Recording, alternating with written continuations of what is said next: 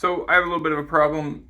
Aside from the extended range chanter that I've been working on, which this is part of why I'm working on that, I don't know if it's because of the elevation I live at. I live at about around between 5,000 and 6,000 feet above sea level is usually where that's where I live, and usually where I'm gigging somewhere in that area. I don't know if it's because of elevation or humidity. I also live in a very dry place, but cross fingering doesn't work well for me. This is a B-flat chanter with a relatively new reed, and I thought this is a great chance to kind of share this explanation if this is at all helpful. Sometimes with a new strong reed, I can get cross fingering for a C natural to work, especially with B-flat reeds and chanters. So I'll show you what happens if I just keep my pressure steady from C sharp to try and get a C natural here. But if I see, this one's already gone beyond the sweet spot. If I drop pressure a little bit, you'll notice I can drop into C natural.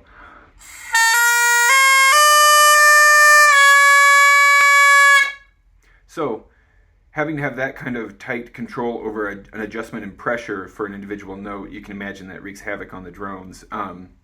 So like for the first day of a brand new reed in a B-flat chanter, I can usually get a cross-fingered C natural to come out just fine. But beyond that, like once it gets even a little bit broken in, I'm out of luck. So I carve C natural holes on the backside of all my chanters at this point. I've put them in my small pipe chanters.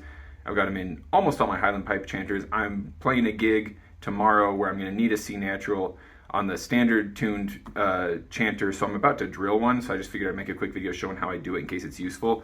You can see this one. This one is one of the prettier ones because I've done it so many times now.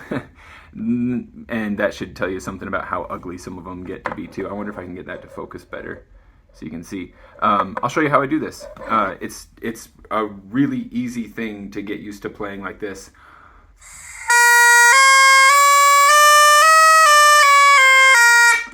And it's tunable individually, and it's consistently always there at the same pressure as the rest of the chanter. So, I don't want to shoot myself in the foot if I'm able to develop a solid extended range chanter and sell it to people in the future, but, that's really not my main motivation there. Like, if this is a helpful trick for you to get that, I mean, of all the notes that I could choose to have added to the standard Highland piping chanter, high B and C natural would be, I don't know which one would be first, but those would be the first two. So having a C natural is an option. I feel like this is an awesome low cost trick to get that if you want it. If you're like me and you want that, here's a great way to get it. I'll show you how I do it. So first, importantly, I play for a little bit so that the reed's in a good spot.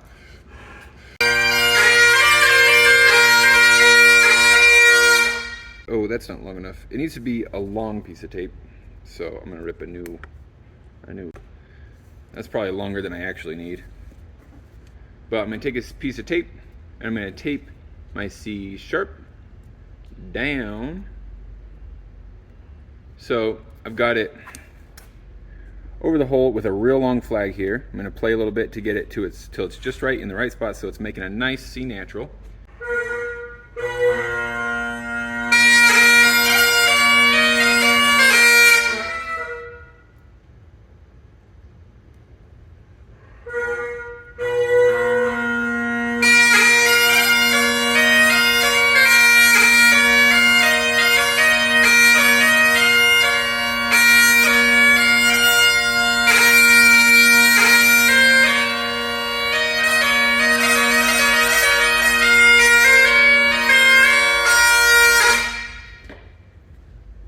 Okay, so I feel good about where that one is. If anything, it's maybe even a little bit flat. So now I'm going to take all this extra tape and I'm going to take care to wrap it straight.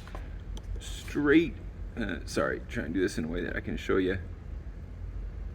So I've wrapped it straight as I can all the way around the chanter. So the reason for that is that now the distance from the reed that's producing a good C natural is marked on the back side of the chanter, and that's where I'm going to start my pilot hole. Now I'm just going to use a simple rotary tool, Dremel or other, similar, and this bit, which I think is called a carbide bit, it might be a burring bit, but the important thing is that it's got teeth. I don't know if you can quite see, it's got teeth at the front end, and it's got teeth all around the edge as well. So I'm going to be able to go down into the chanter to make the hole, and then widen the hole as well. Okay, so I've got my chanter out. I'm going to put a cap on the reed. Don't want to damage that. This whole process is kind of quick and dirty anyway. Like, I've found that like the first few I did were experimental. I did break one chanter in half. That's why I say it's important to use a bit like this, because the first time I tried this was just with like a wood boring bit on the end of a standard driver, and I broke the chanter right in half. So this makes it so I can do it without putting a bunch of pressure on it. So that's important. Aside from breaking the first one in half, every other chanter I've done this with has worked out great. With small pipe chanters and practice chanters, I have done this on a couple practice chanters too. I use jewelry bits. They're basically just like this but smaller. And yeah, so it's probably been 1, 2, 3, 4, 5, 6, 7. This is like the 8th. No, because I did a couple for some friends too. This is like the 10th I've done this on. Like I said at the beginning, it doesn't come out pretty. You can imagine though ways that you might do this that would make it come out prettier. Like I did this, I used a vise once with a cloth over it to hold it in place. Right now I'm just gonna do it with my hands. And that's like, you know, maybe this completely ruins the resale value of this chanter, but personally I'm like, well, I don't plan to sell it. I'm gonna use it, and this is how I want to play bagpipes, with a C natural that I can trust. So you don't have to do it the way I'm doing it, but if this gives you an idea of some other way that you want to do it for yourself, that's great too. So this again, I'll just lay my hands on to double check, you know, measure twice, cut once, right? This is my C sharp, and it's been taped down to a C natural. So that piece of tape is where I want the top of my C natural hole to start. So this is all I do. This is all I do. Now, I am really careful with that first bit. Like, you noticed how once it breaks through the chanter, it kind of jumps a little bit.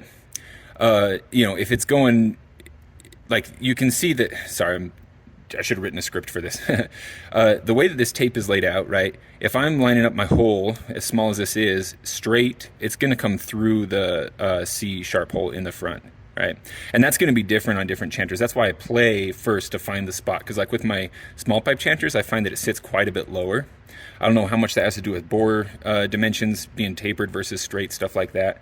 But that's one thing to be careful about as you're first making the hole. You don't want it to shoot through and then damage the inside of the front side of your chanter.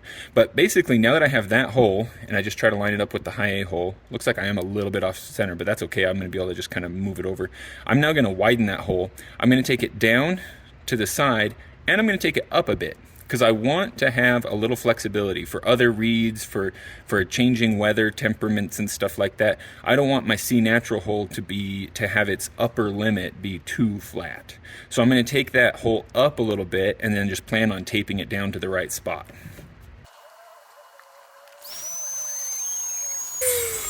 So I'm stopping to check it. I'll probably still make it a little bit bigger. I like to clean them up with a rod file afterward, because there'll be little flakes around. But so sizing so far, I took it up a little bit. I brought it to the left a little bit because I started out a little bit too far. Well, to the left, I say. I brought it this way a little bit because I started a little too far that way to be straight in line with the high A hole.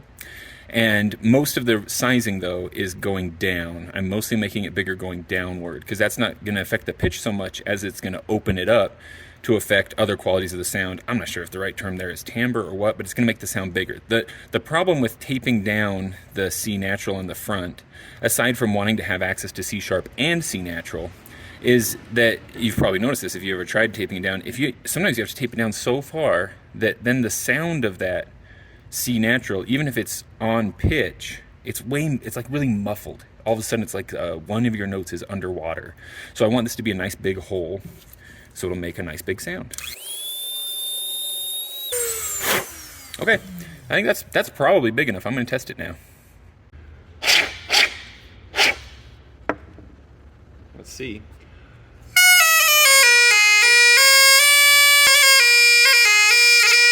Not bad.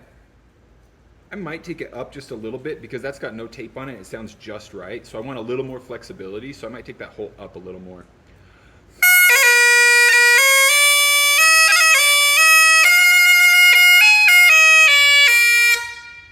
pretty good though. So I'm gonna make it just a tiny bit bigger, and then of course the real test is putting it in the pipes, playing it up to pressure with the drones and everything. So I'm gonna do that now. So here's how the hole has ended up. Now I've made it a bit bigger. Okay. So I'm planning on taping it down a little bit to pitch once I get it in the pipes. But I think that's going to be pretty good. Mostly for sizing, I'm just looking at the holes in the front and going for about the same size. It's a little bit smaller still. You can always make it bigger. And the other thing about this as an experiment, especially if you have an old chanter sitting around to try this out on, remember that like if you find that you holding it, here I'll hold, this is how I hold my chanter anyway. For me that lines up really well for my back thumb to control that hole. But if you find that that's not comfortable, if you only want to use it sometimes, if you never want to use it again, you regret it, you can put a piece of tape over that hole and it's like it's not even there.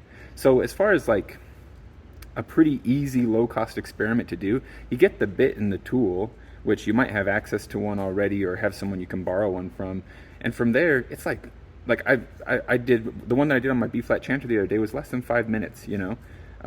Not saying you should rush it. Like I say, mine are not aesthetically the prettiest thing in the world, but they sure are functional, you know, and it's not too bad. So I'll pop it in, tape it up, and give you a sample of what it sounds like.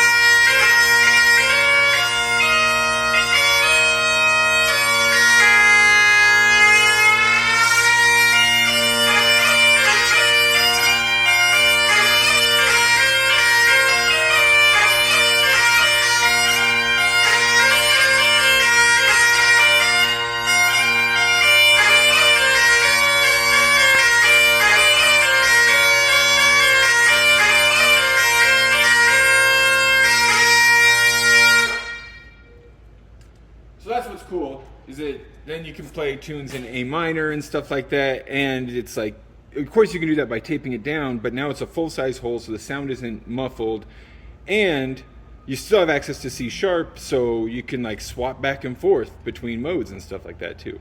So it can be fun.